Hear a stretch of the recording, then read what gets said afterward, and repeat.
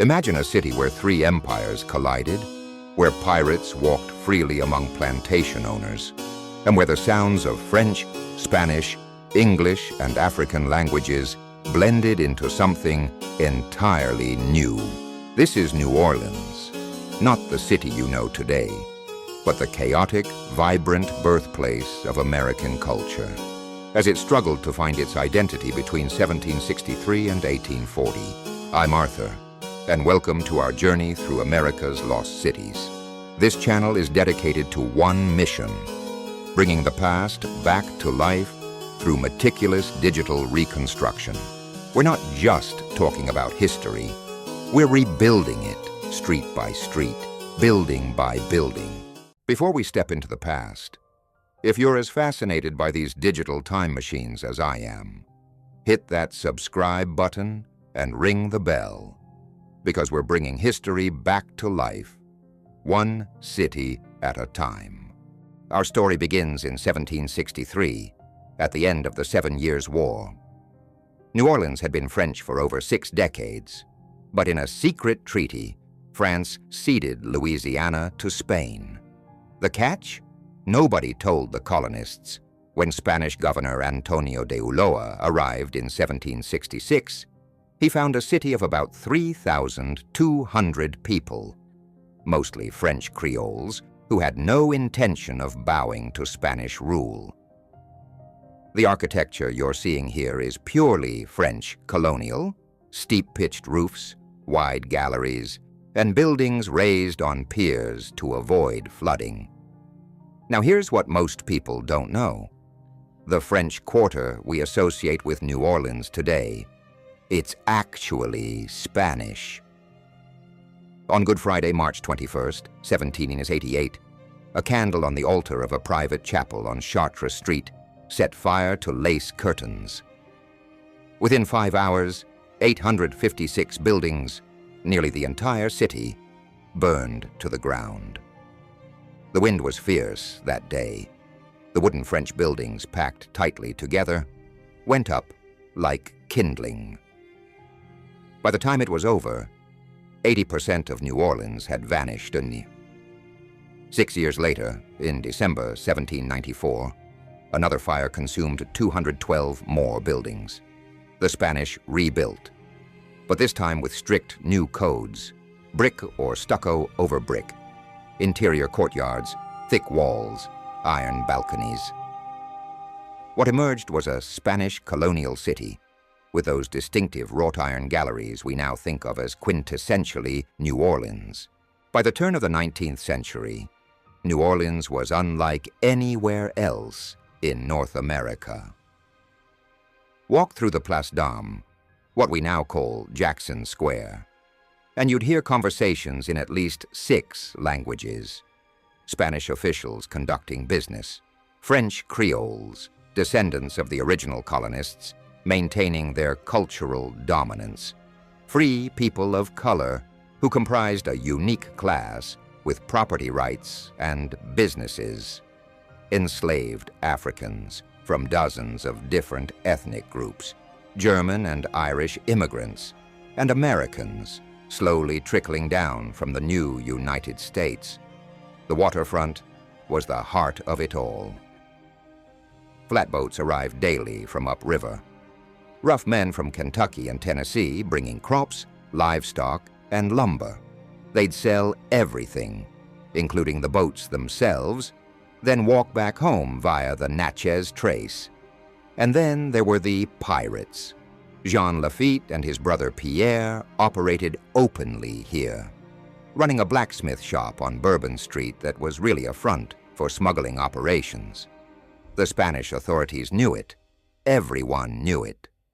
But Lafitte's operation was too profitable, and he had too many connections. What made New Orleans so unique was the 3-tiered racial caste system. Unlike the rest of the South, free people of color, les gens de couleur libre, formed a distinct middle class. They owned property, operated businesses, and even owned enslaved people themselves. Some were wealthy. Henriette de Lille, though she chose religious service, came from a prominent free Creole family. The Metoyer family owned thousands of acres. This complexity made New Orleans different from anywhere else in America. And every Sunday, enslaved and free, Black New Orleanians gathered at Congo Square. Here, African traditions weren't just preserved, they evolved, blending dozens of cultural practices into something new.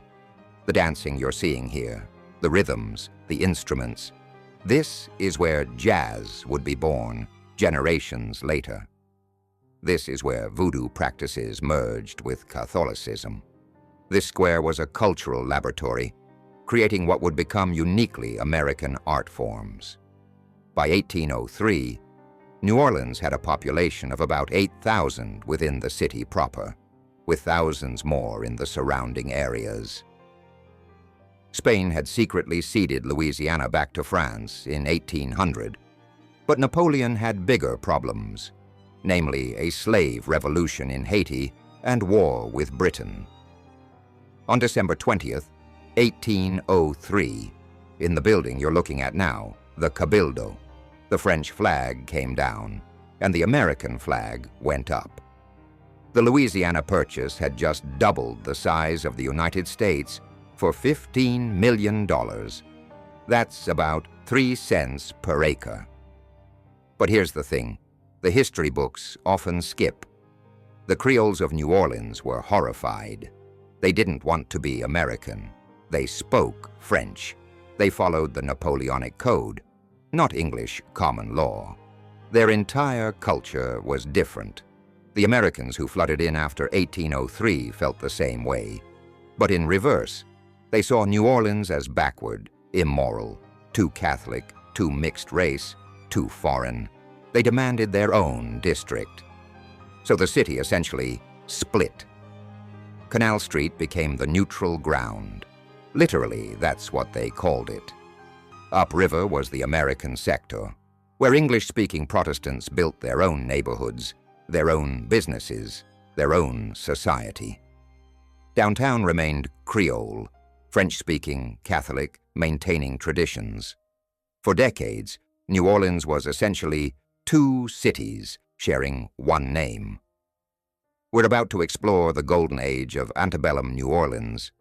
But first, if you haven't subscribed yet, now's the time. We're planning reconstructions of San Francisco before the earthquake, Chicago before the fire, and colonial Boston. This is just the beginning of our journey through America's lost cities.